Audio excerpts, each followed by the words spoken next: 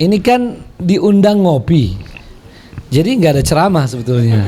Bener, nggak ada tausiah nih ya. Kan ngopi beneran. Aku tadi sudah nih, ya. Nih buktinya udah habis 1 gelas. Saya ini jarang-jarang ngopi. Enggak, bukan minta tambah. Kalau aku ngangkat ini bukan minta tambah. Sama waktu aku cerita tadi bahwa minum kopi yang tanpa gula itu sangat cocok kalau makan durian. Itu bukan berarti saya minta panitia beliin aku durian. Benar nih, benar. Ini benar ya. Ya, maka jangan dibeliin durian. Tapi kalau dibeli saya tidak tolak. Ya. Ya, macam itu ya. Ya. Ini ngopi yang beneran. Ya. Ini ada lagi satu tuh. Nah, terus saya dikirimi poster atau flyer ngopi, ngobrol perkara Indonesia. Jadi saya pikir ini ngobrol-ngobrol saja kan. Nah, jadi ngobrol antara saya dengan hostnya, dengan moderatornya, dan dengan saudara-saudari. Ya, ini ada saudari-saudari kita di sini, masya Allah, akhwat itu luar biasa. Ya, semangatnya. Mereka walaupun tidak kelihatan, ya, tidak nampak, tidak menonjolkan diri, tapi selalu terasa ada, ya, karena luar biasa semangat para akhwat ini seluruh Indonesia, ya, termasuk di Jakarta terasa semangat para akhwat, semangat ibu-ibu. Biasanya kalau pengajian itu di Jakarta, ya rata-rata penjadi ibu-ibu, bapak-bapaknya 1001 macam alasan, ya. Kalau Senin sampai Jumat gak bisa Ustadz karena kerja. Oke, kita pindahkan ke hari Sabtu. Alasannya apa? Capek Senin sampai Jumat, jadi Sabtu istirahat. Weekend. Oke, kalau hari Ahad, nah itu dia Ustadz, hari Ahad pakai olahraga. Iya. Jadi, tapi ibu-ibu subhanallah. Dan ini kalau kita renungkan di antara rahasia Allah SWT memilih perempuan, ya, dengan berbagai keutamaan itu karena kekuatan yang ada pada mereka. Jadi perempuan ini, apalagi perempuan Indonesia, mesti ada kata Indonesia. Karena kalau tidak nggak jadi ngopi gitu, ngobrol perkara Indonesia. Tapi nggak pakai sari konde ya tadi. Nah itu boleh juga nanti di sini. Ya. Jadi perempuan itu sebetulnya kelihatan lemah, tapi sebetulnya mereka sangat kuat. Banyak hal yang bisa menjadi alasan kenapa mereka dipandang sebagai sangat kuat. Pertama, rahim itu menurut Al-Quran itu dikatakan tempat yang kokoh, fi qararim makin, ya, dan semua kita ini pernah berada di situ, dan itu tempatnya di perempuan. Walaupun ada laki-laki yang mau, ya, mau hamil juga, ya, laki-laki yang tidak normal tentunya, tapi itu nggak bisa, itu dari sononya memang, ya, khilqahnya, ciptaannya seperti itu. Perempuan diciptakan Allah SWT, luarnya lemah, lembut, gemulai, ya, tapi dalamnya itu kokoh, ya, fi qararim makin. Dan karena itu juga, jadi rahim itu luar biasa, tempat yang kokoh. Bisa bayangkan nih, menjadi tempat hidup dan berlindungnya satu kehidupan. Kan manusia itu adalah pusat kehidupan di dunia ini, ya. Nah, kemudian wanita sebetulnya diberikan kekuatan oleh Allah SWT selain daripada kekuatan rahim itu, termasuk kekuatan di dalam menghadapi ujian. Memang perempuan bisa cepat bereaksi ketika mendapatkan ujian, dengan suaranya, dengan tangisan, dengan teriakan, ya, atau dengan reaksi misalnya ada piring terbang, ya. Itu saya teringat aja teman saya bilang, kalau Ustadz mau coba yang namanya madu asli, ya, itu dibawa ke rumah. Kalau piringnya terbang, itu madu asli katanya. Itu anekdot. Nah, jadi walaupun ada reaksi seperti itu, tapi pada prinsipnya perempuan itu mempunyai kekuatan di dalam menempuh ujian, ya, menempuh ujian. Maka mungkin itulah salah satu hikmahnya. Selain hal-hal lain, ya, masih banyak yang mungkin lebih penting. Tapi salah satu hikmahnya kenapa kemudian perempuan misalnya boleh dimadu, ya, ini karena sebetulnya mereka mempunyai kekuatan. Walaupun orang mengatakan perempuan mana yang siap dimadu, ya, memang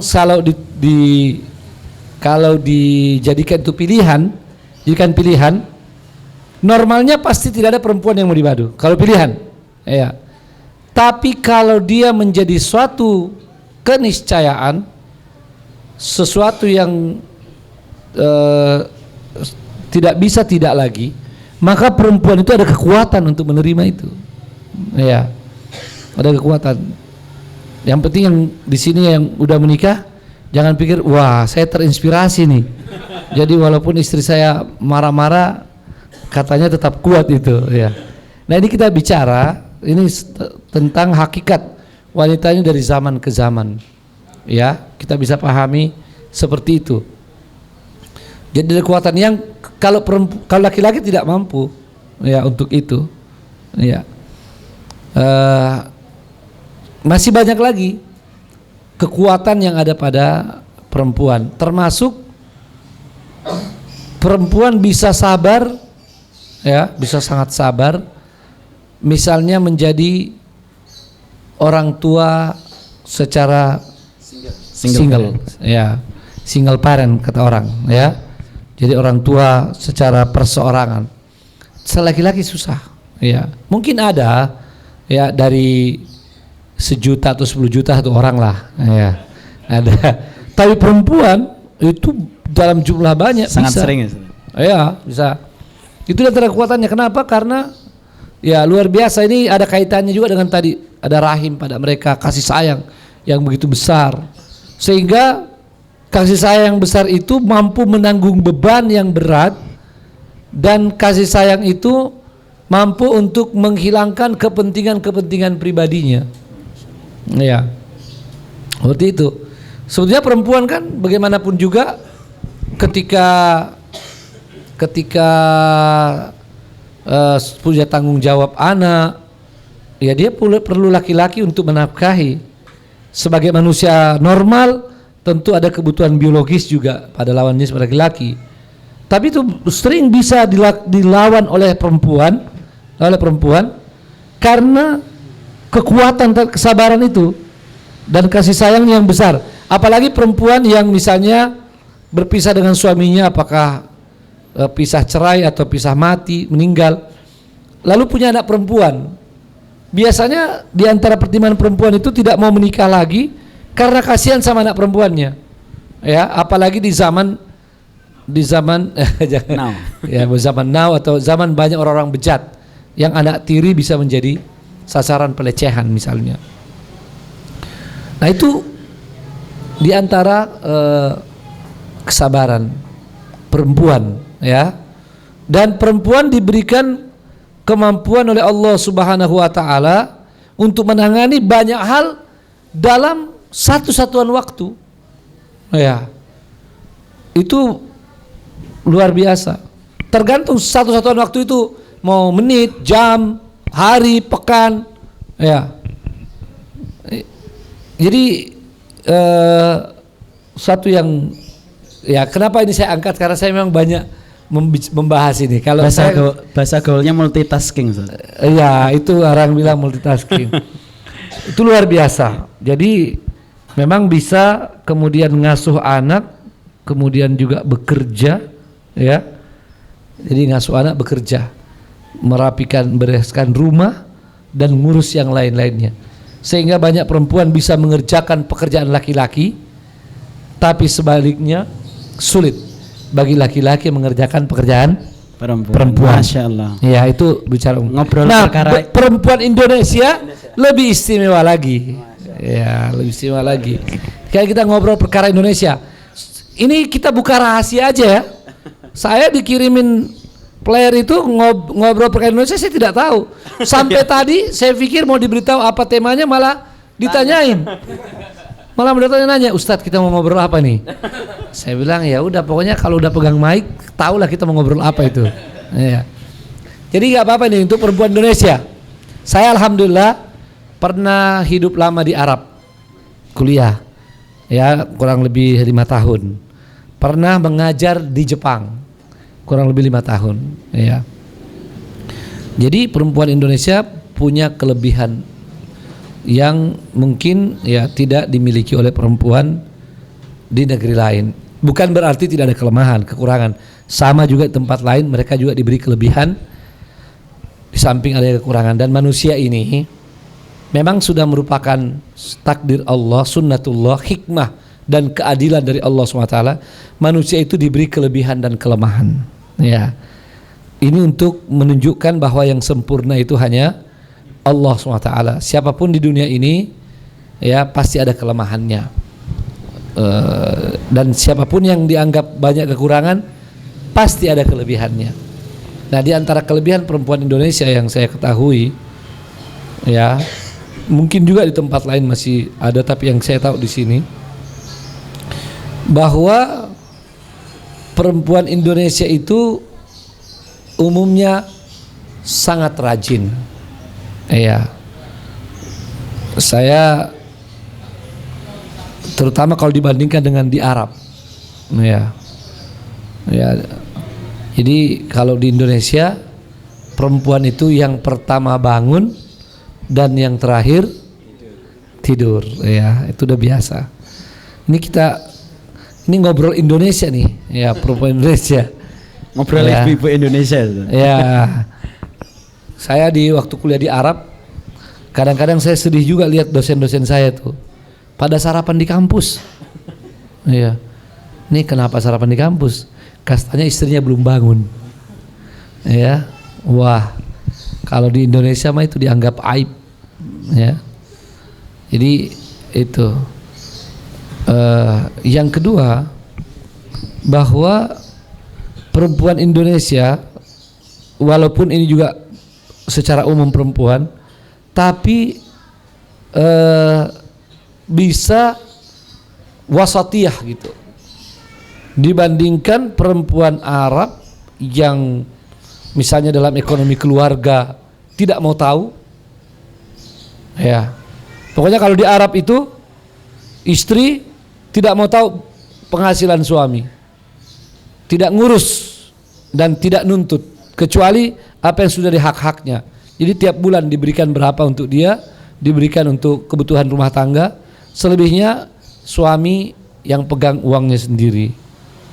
Ya, karenanya di Arab tidak jarang atau sering kita melihat bapak-bapak pergi belanja tuh, ya, pergi belanja. Ya. Apalagi memang budaya juga di sana didukung karena perempuan lebih dijaga, terutama negeri-negeri yang masih Islamnya kuat. Nah, kalau di Jepang sebaliknya, semua pendapatan suami itu harus di-store ke istri.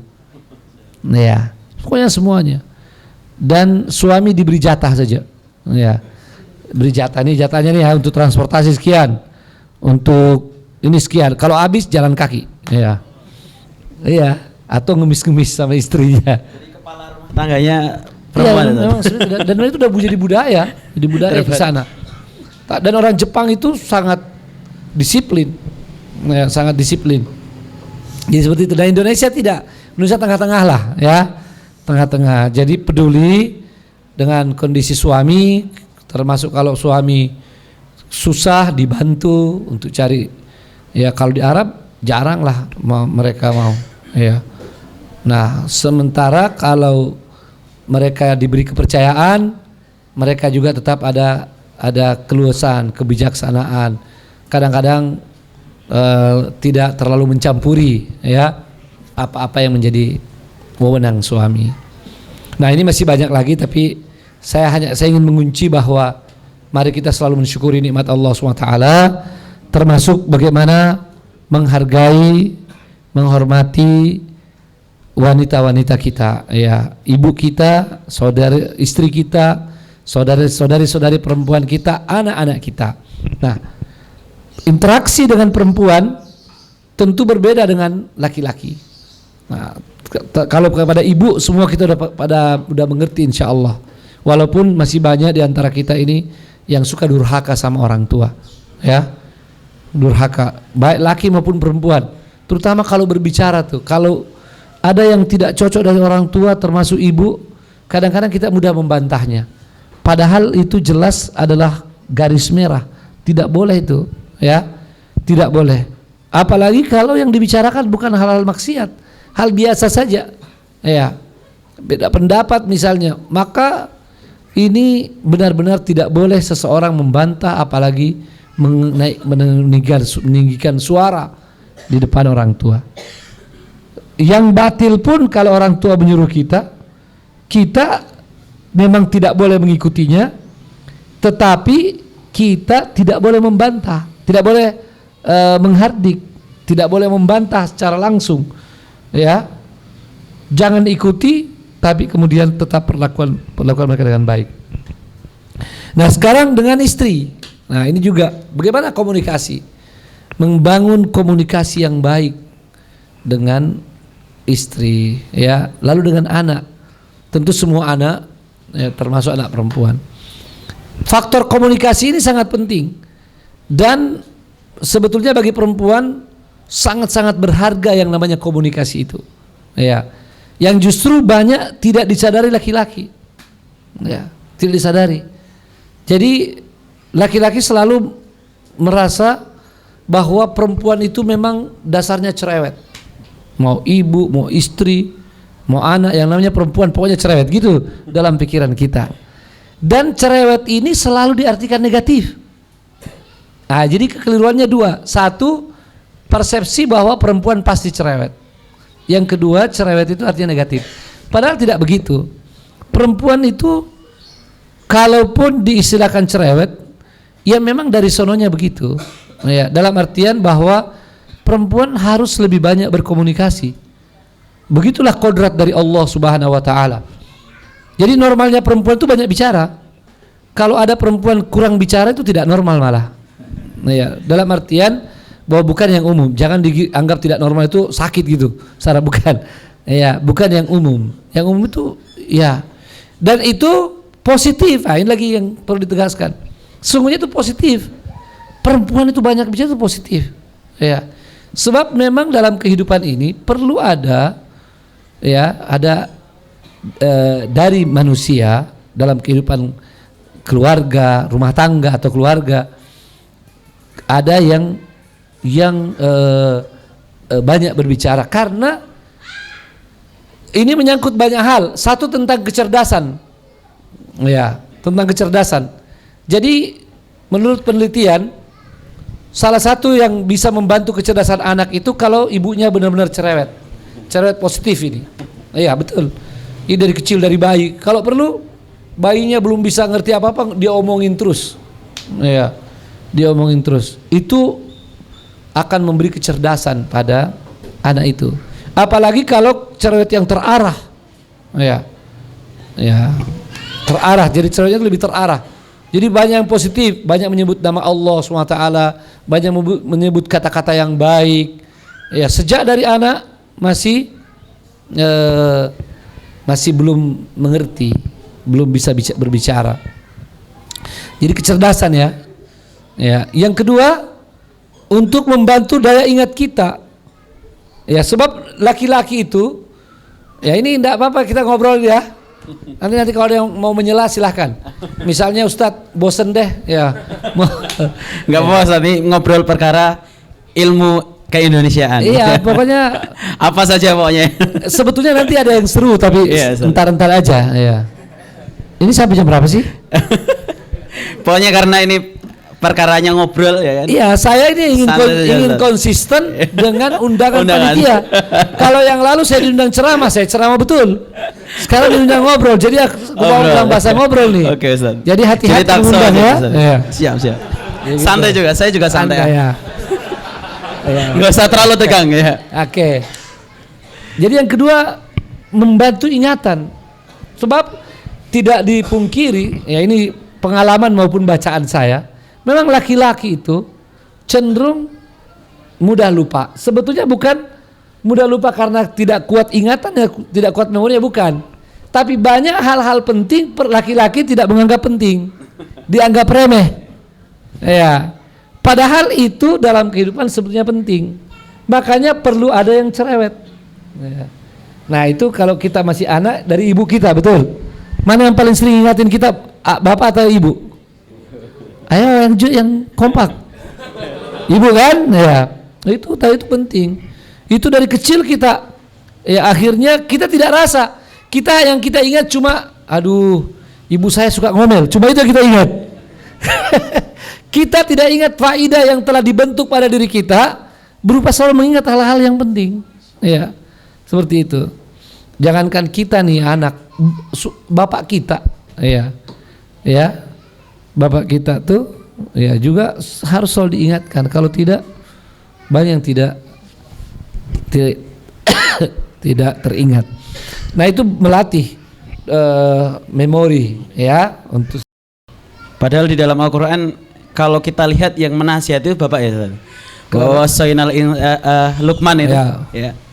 Bagaimana Luqman menasihati anaknya? Ya, tidak, bagaimana tapi itu bukan berarti bahwa perempuan tidak banyak, bukan. Itu sebenarnya kita masuk poin ketiga nanti ya. Ya, jadi poin kedua ini membantu ingatan. Yang ketiga ini bahwa perlu yang namanya ada early warning gitu ya, peringatan dini. Kita kadang-kadang tidak suka, ya, kita tidak suka. Tapi sebetulnya itu bermanfaat. Harus dibedakan dengan yang poin kedua tadi. Ini masalah ingatan, ya, jadi hal-hal remeh. Tapi ini masalah-masalah bahaya, masalah-masalah pelanggaran, ya, masalah-masalah yang bapak biasanya jarang bisa mengingatkan itu ke depan, ya. Tapi ibu, ya, yang selalu berpikir hal-hal yang mungkin negatif yang akan terjadi ke depan, ya. Begitu juga apalagi kalau sudah pernah terjadi, kita pernah ini saja sehat, diingatkan nih, jangan seperti ini nanti masuk angin misalnya atau apa gitu. Memang kadang-kadang ada negatifnya karena bisa membuat sang anak kemudian menjadi lemah. Tapi itu karena tidak terarah. Kalau ibu ini cerewetnya terarah, dia tidak dalam kata-kata negatif. Tadi dalam positif, misalnya jangan berlari. Ya, jangan berlari karena nanti takut jatuh. Dia bisa rubah itu positifnya. Ya kalau bapak kan jarang menegur tuh, ibu biasa. Nah positifnya jalan pelan-pelan, ya, jalan pelan-pelan. Tidak usah buru-buru, ya. Seperti itu. Nah, ini penting. Ini semua saya angkat karena ingin karena terlanjur tadi mengangkat masalah perempuan, dan mudah-mudahan kita bisa lebih menghargai bagaimana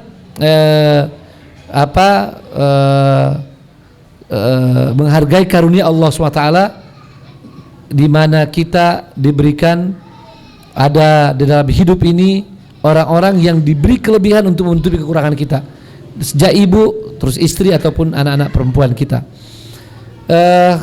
Sekarang kembali pada komunikasi. Karena itu kita perlu menjaga bagaimana cara berkomunikasi. Komunikasi laki-laki dan perempuan kalau tidak difahami ini sering menjadi masalah. Ya, masalah ini antara laki-laki dan perempuan. Terutama di sini kalau ada pasangan muda nih ya, kita ingatkan, atau yang mau menikah nanti. Ya. Komunikasi laki-laki dan perempuan itu jelas berbeda. Tapi ini mau diterusin atau mau ngobrol masalah lain? Nanti Tidak apa-apa Ustaz. Berubah pelajarannya. Iya. Karena saya minum dulu ya. Iya, monggo Ustaz. Iya. Di nganukan dengan kopi dulu, netralisir. Yang jelas secara biasa. umum saja, secara umum, mari kita ini sabar dalam berkomunikasi dengan perempuan. Ya, jangan cepat-cepat. Jangan tidak fokus. Jangan merasa bosan, apalagi sudah suami istri nih, yang bekerja suaminya, istrinya di rumah. Ya, ingat bahwa istri di rumah menunggu itu bukan saja menunggu uang, kita bawa pulang. Iya, kita sering keliru kan? Wah ini yang penting istri, aku bawain hadiah, aku bawain makanan, aku bawain uang. Bukan itu saja, itu jelas penting. Tapi ada yang lebih penting. Perempuan ini ingin menunggu kabar, berita, informasi, yakni komunikasi dari kita. Ya, berita, sekedar berita dari kita nih, suami mengatakan ya bahwa aku di kantor baik-baik saja, ya itu luar biasa, ya itu saja, ya ngirim SMS atau WhatsApp, apa kabar ma atau apa kabar sayang, ya. Dan tentu wanita sangat menyukai istilah-istilah yang romantis, ya itu walaupun perempuan tuh kadang-kadang kalau dibilang begitu dibilang gombal. Dia bilang gombal tapi di hatinya seneng banget. Ya. Kalau nggak percaya tanya tuh aku di sebelah tuh. Jadi kalau ada suami, tapi ini masalahnya suami terlalu harfiah, zahiri. Kalau ada istrinya bilang sekali gombal, besok dia nggak mau bilang lagi karena takut dibilang gombal. Iya. Nah, kalau istri istrinya jaim, dia tidak akan tegur. Tapi kalau istrinya pinter, dia bilang, ya nggak apa-apa. Saya bilang kemarin gombal, sebetulnya aku senang juga. Ya, jadi nggak apa-apa. Ya, jadi mereka menyukai ungkapan-ungkapan yang baik, ungkapan yang indah. Ya, bahkan Profesor Yunahar Ilyas waktu datang ke Jepang, saya masih mengajar di sana. Antum pasti tahu semua Prof Yunahar Ilyas. Ya, salah satu tokoh Jogja. Salah seorang ketua Muhammadiyah. Saya masih ingat kisah ini, ya. Mau diceritain nggak? Benar. Mbak mau diceritain nggak? Oke ya, bagus. Kata Prof Yunahar, nih dia bilang laki-laki ini harus mengerti cara komunikasi dengan perempuan. Kadang-kadang perempuan itu, ya, lebih menyukai sesuatu yang kedengarannya indah walaupun tidak benar. Jangan salah paham ini, ya. Tidak semua tentunya, nanti kita luruskan saja. Contohnya gini kata beliau. Ini suami istri.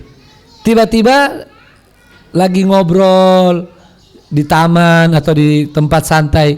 Istrinya bilang, "Bang, kita kan udah suami istri nih. Aku cuma mau tahu, ya, dulu ada pacarnya enggak sebelum aku?" Ya. Ya, ini kata suaminya karena tidak mau buat istrinya tersinggung, enggak ada. Ya. Enggak ada, kamu cinta pertama aku kok. Ya. Tapi istrinya enggak terima. Yang benar, ya. Yang benar pasti bohong, ya kan? Ya. Walaupun dalam hatinya senang dan memang dia ingin sekali itu benar, ya kan? Tapi begitulah cara mengungkapnya. Nah, suami di tingkat kedua pasti masih kuat. Benar, ya, kamu yang pertama. Nah, ini biasa istri belum puas. Enggak benar ini, aku tahu kok gini-gini kan. Nah, biasanya suami di sini udah goyah. Ya. Terbuka kartu asnya. Kalau sudah 2 kali gini, udah goyah, terus suaminya bilang, "Bener nih, ya, nggak marah?" Enggak marah, ya. Iya sih dulu waktu kuliah. Nah, apa reaksi yang muncul pada istri? Itu otomatis pasti marah, kecewa, ya, marah. Nah, di sini diperlukan kecerdasan laki-laki, komunikasi. Kata Prof, ya saya copy paste nih. Kata Prof, suaminya ternyata pinter, ya. Dia bilang marah kan? Ya marah. Nah, berarti kalau marah berarti cemburu. Kalau cemburu dia cinta, ya. Aku tadi mau mengetes aja, ya. Kamu benar-benar cinta atau tidak, ya. Cintanya tadi aku karang semua katanya. Senyumnya balik lagi, ya, istri itu. Ini percakapan antara Dilan dengan Dilan ya, Ustaz. Sama-sama. Oh gitu ya. Ya. Nah, itu tentu dalam hal-hal yang sifatnya mubah. Iya. Ini juga perlu diluruskan. Saya alhamdulillah ini latar belakang Fakultas Syariah ya di Medina. Jadi alhamdulillah pendalaman masalah-masalah ini insya Allah cukup. Jadi orang sering mengatakan gombal gak boleh atau basa-basi. Tidak. Dalam Islam boleh. Ya, boleh. Ya, selama tidak maksiat. Ya, selama tidak maksiat. Tentu menghindari bohong. Ya. Ada sesuatu yang seolah-olah bohong tapi tidak, namanya tauriah, ya. Atau memuji sesuatu yang masih dalam batas wajar, mungkin tidak persis seperti itu tapi itu tidak termasuk bohong, ya. Ketika suami memuji istrinya cantik, ya, menyenangkan dan sebagainya, itu adalah sesuatu yang dianjurkan dalam Islam, ya. Nah ini masalah komunikasi. Ini saya mau tutup dengan satu kisah, ya. Lalu kita pindah topik yang lain. Masalah komunikasi. Masalah komunikasi nih, ya. Yang jelas dalam Islam komunikasi ini harus dijaga dengan segala pihak. Ya, dengan segala pihak. Bahkan kepada Fir'aun pun Nabi Musa dan Harun disuruh oleh Allah SWT faqula lahu qawlan layyinan. Ya, katakan padanya dengan perkataan yang halus, yang lembut, ya. La'allahu yatadzakkar aw yakhsha. Semoga dia ingat, dia sadar atau dia takut, ya. Apalagi dengan makhluk Allah yang lembut. Tentu harus lebih lembut lagi komunikasinya, ya. Ini dan sudah dicontohkan oleh Nabi SAW. Nabi SAW berkomunikasi dengan istri-istri beliau SAW itu dengan penuh kelembutan, dengan ungkapan-ungkapan kasih sayang, dengan ungkapan yang romantis, ya. Nah, sayang ini hilang dari kita kaum muslimin, dari kehidupan kita, termasuk mungkin di negeri kita ini, ya, mungkin. Ya, saya tidak mau memastikan. Kita menjadi tidak bagus dalam komunikasi. Satu, kuantitas frekuensi komunikasi menjadi sedikit. Ini sedikit, terutama dari pihak laki-laki, ya. Mungkin dia bisa komunikasi dengan temannya dari RW, RT, RW sampai internasional, ya. Tapi dengan istri mungkin satu kalimat saja, ya. Dan kalau pulang sudah merasa capek dan tidak berkomunikasi. Yang kedua, kualitas menjadi sangat kurang. Sudah bertemu, sudah kurang frekuensinya, sudah kurang kuantitasnya, kualitasnya juga rendah. Ya, terutama di zaman now nih, dengan adanya gadget nih. Komunikasi tanpa melihat wajah, komunikasi dengan tetap sibuk tangannya di HP, ya. Komunikasi yang hanya dengan mengandalkan telinga, tidak dengan hati. Ini semua adalah komunikasi yang hampa nilainya, yang ibaratnya benih padi utuh kelihatannya tapi dalamnya gabuk, ya, kosong, ya. Ini harus dihindarkan karena ini berbahaya, ya, akan menimbulkan persoalan-persoalan dalam keluarga atau dalam rumah tangga, ya. Nah, ini ada kisah yang menarik. Ada seorang menteri didatangi oleh seorang tokoh, ya. Ini kisah sudah beberapa kali saya angkat sih, tapi mungkin di sini ada yang belum dengar. Sementara bercakap-cakap dalam ruangan sang menteri, tiba-tiba sang menteri dapat telepon, ya. Dapat telepon, menterinya jawab teleponnya begitu romantis, ya. Pakai kata sayang, ya. Nanti kita makan malam tempat yang itulah yang kita pernah sama-sama itu loh, kata menteri nih, iya. Kata menteri itu, iya. Oh iya, sip, ya. Pokoknya semuanya romantis. Sampai-sampai tokoh ini jadi curiga. Ini Pak Menteri ngomong dengan siapa nih? Iya. Saking penasarannya begitu telepon ditutup, tokoh ini nanya, Pak Menteri, maaf nih, tadi dengan siapa ngobrolnya lewat telepon? Kata Pak Menteri, kenapa nanya begitu? Loh, kan mesra banget. Itu istri saya. Yang benar Pak Menteri. Iya.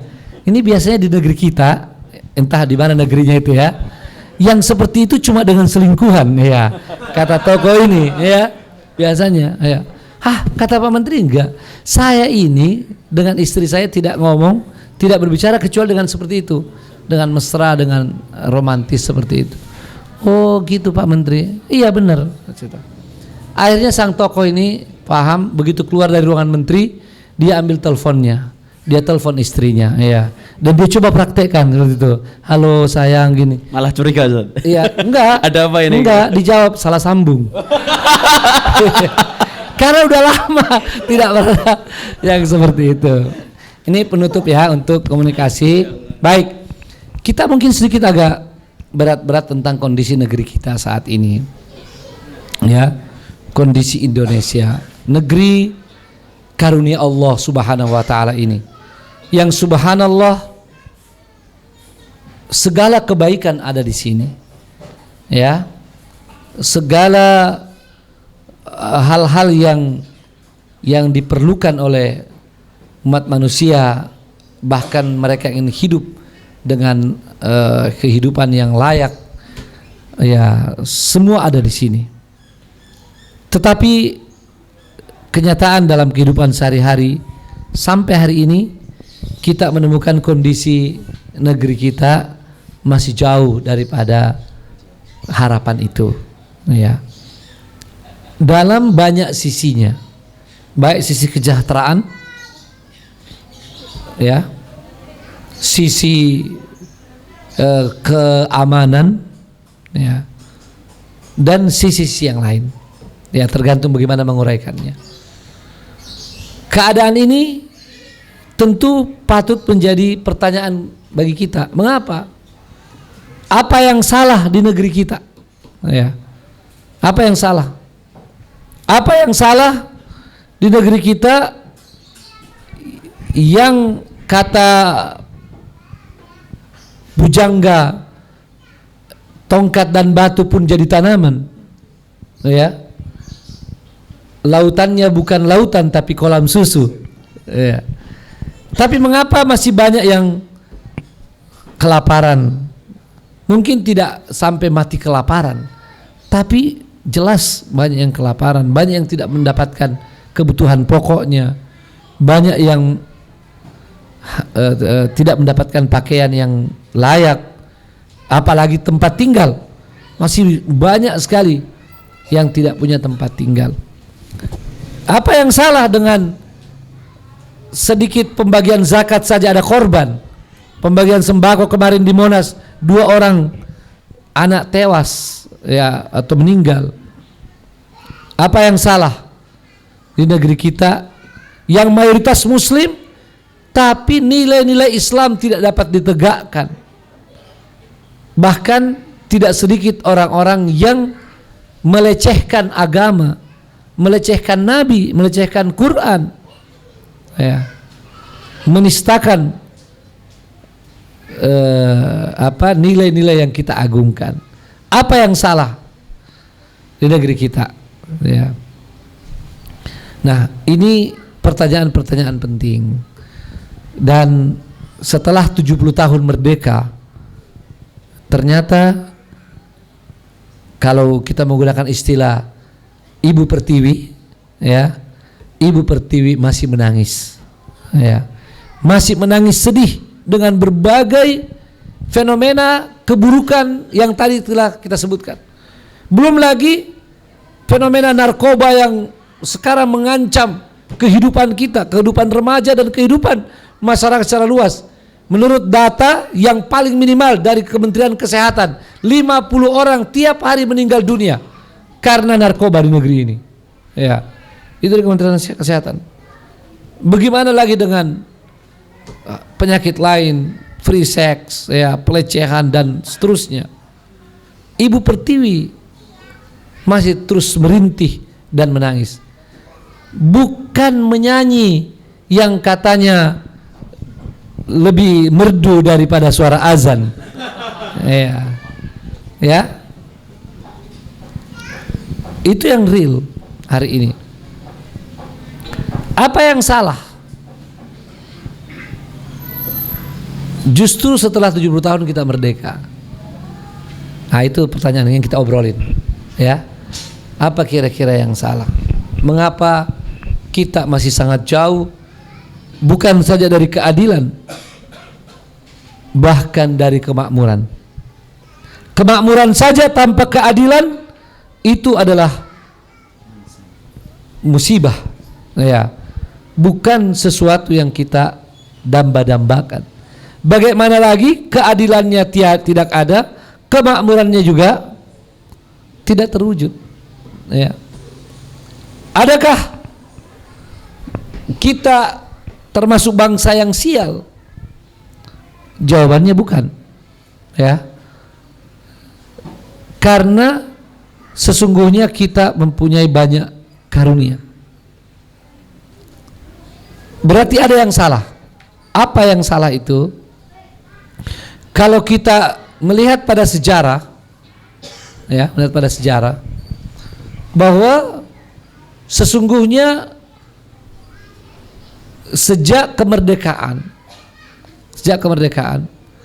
ada kesalahan fatal yang terjadi, walaupun oleh sebahagian orang itu dianggap sebagai pengorbanan. Kesadaran bahwa kemerdekaan negeri ini adalah karunia Allah SWT ternyata tidak dibarengi dengan pengagungan terhadap ayat-ayat Allah Subhanahu wa taala, terhadap syiar-syiar Allah Subhanahu wa taala. Padahal jelas sekali dalam pembukaan Undang-Undang Dasar 45 atau disebut preambul itu. Tahu nggak kita apa itu preambul itu? Apa pembukaan 45 itu?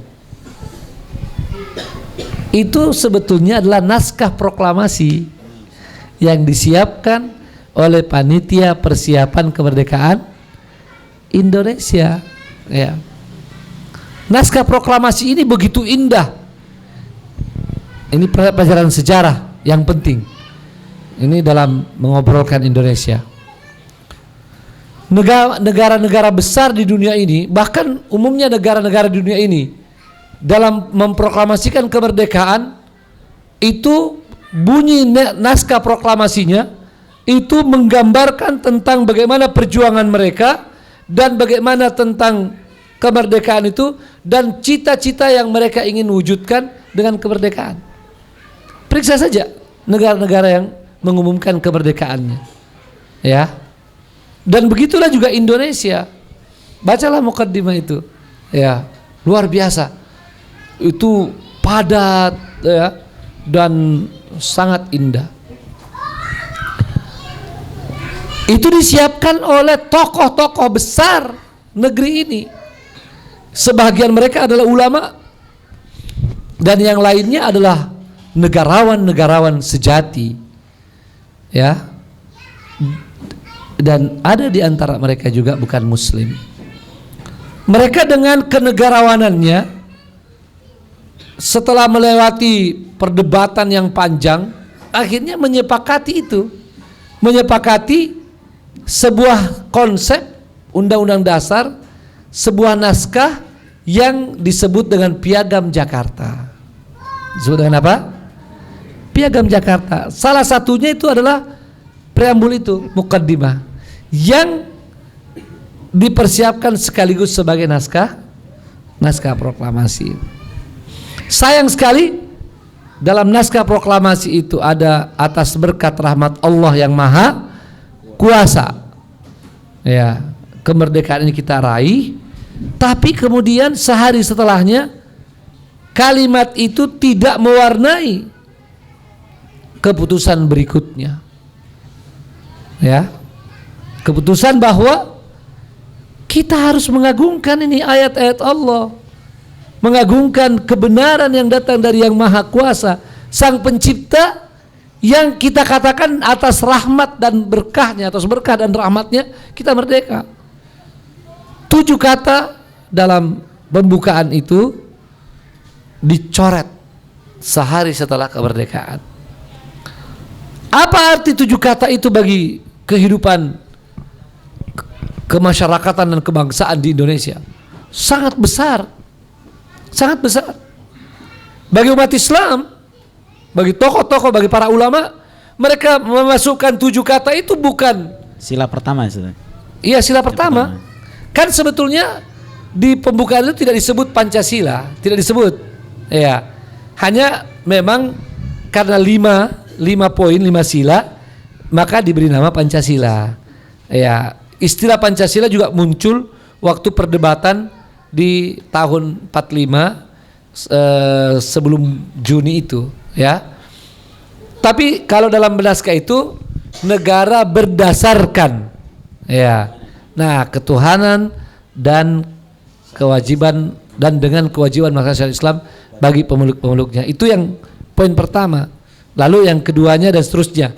Makanya urutan-urutannya itu tidak disebut 1, 2, 3, tidak. Dia disebutkan seolah dalam satu paragraf. Ya. Kan begitu. Yang terakhir, serta mewujudkan keadilan sosial bagi seluruh rakyat Indonesia.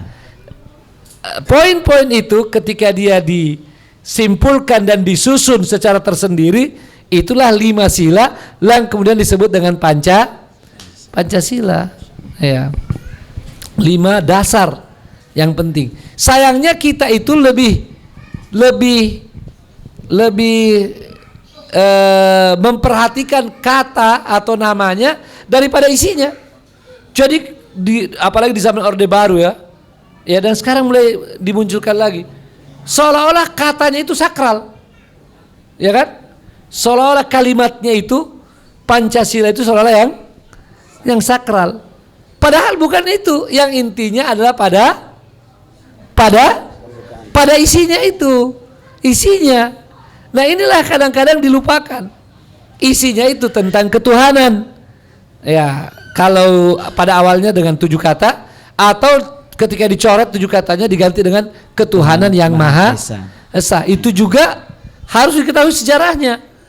Ya, yang Maha Esa itu ya benar-benar milik daripada umat Islam. Bahkan Soekarno mendefinisikan tauhid, ya Ustaz. Iya, karena itu ganti daripada 7 kata tadi itu, ya, untuk menjadi hiburan bahwa ketuhanan dan bla bla bla bla tadi yang dicoret itu sebetulnya ya ini juga akan mempertegas tauhid. Ya.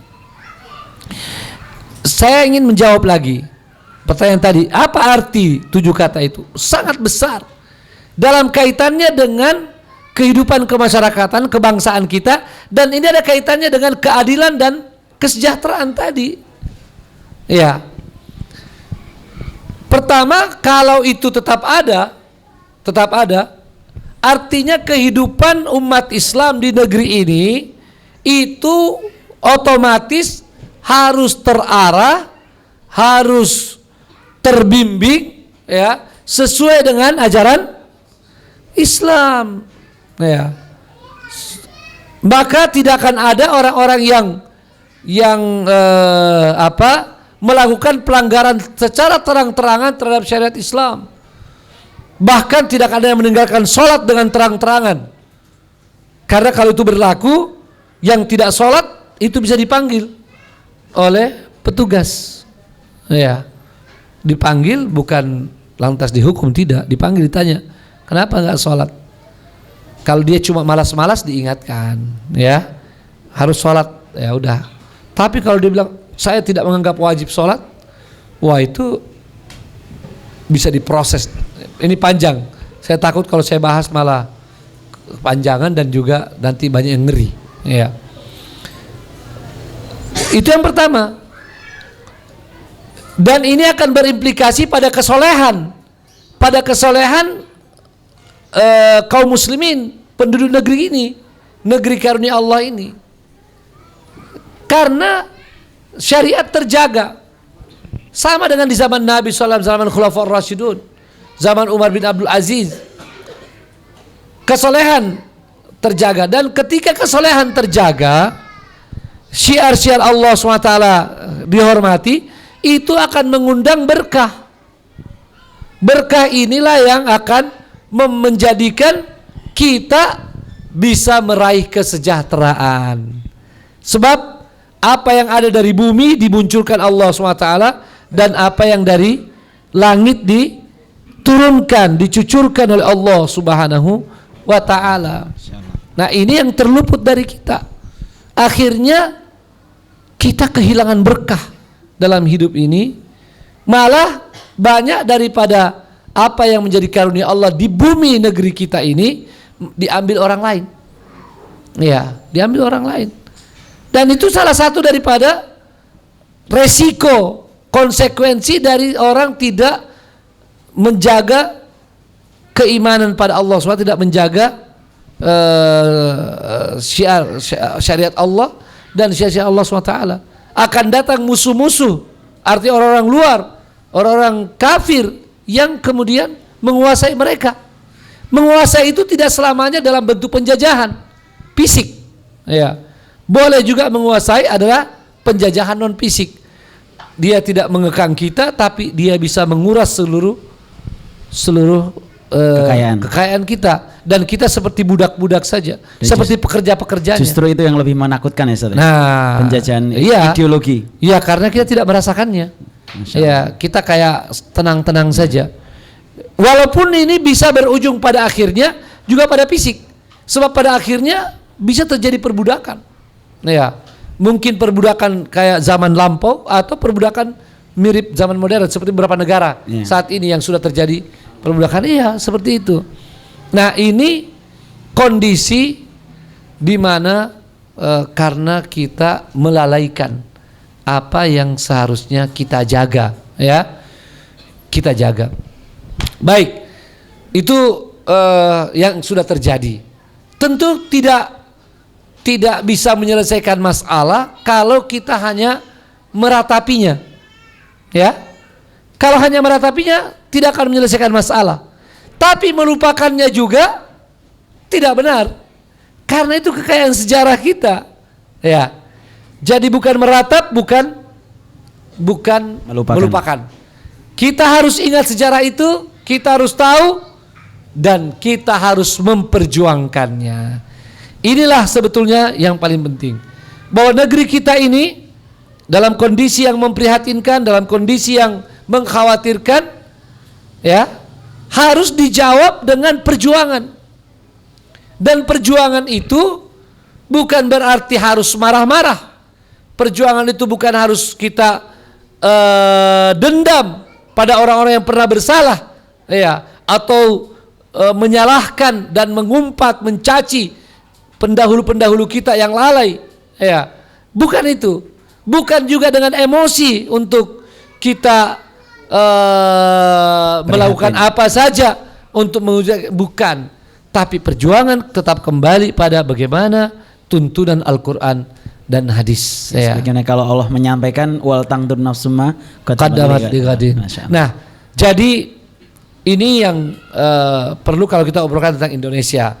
Nah, ini baik perjuangan jangka panjang ataupun jangka pendek dan jangka menengah.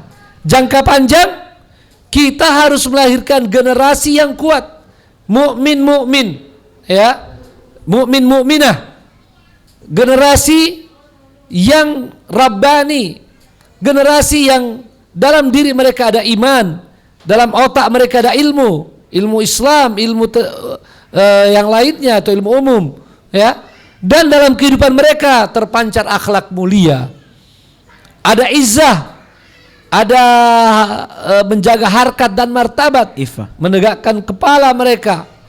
Ya, ini harus diciptakan, dan diciptakan melalui pembinaan, bukan melalui hura-hura.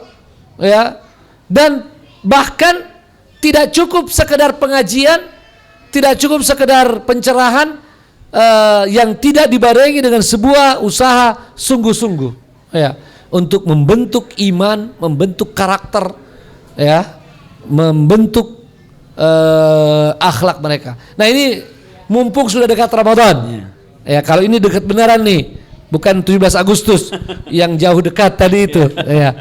Mumpung sudah dekat Ramadan, coba mengaca, coba membuat refleks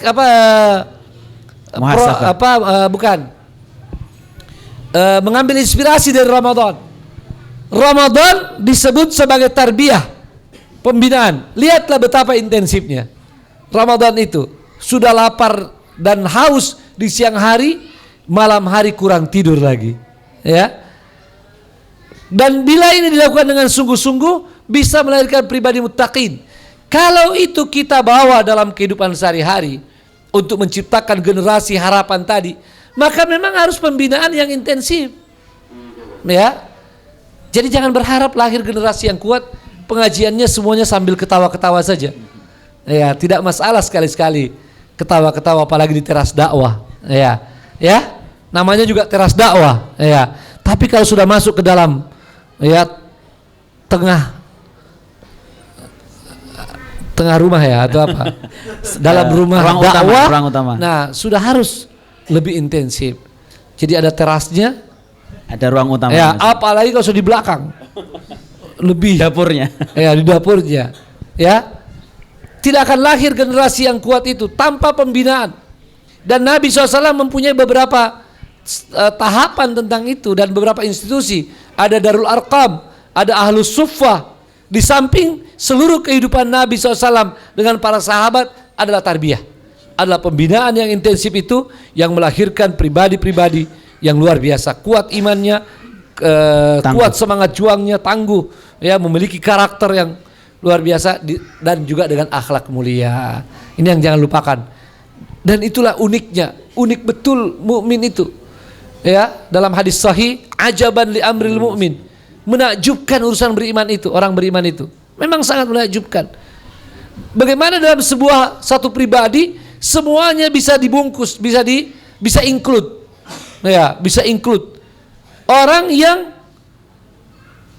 pengetahuannya tidak sebatas tembok, tidak sebatas dinding, tidak sebatas cakrawala di ufuk sana, tapi menembus itu semua sampai akhirat. Itu ilmunya. Ya. Ya. Kemudian kalau orang istilahkan kontemplasinya, ya.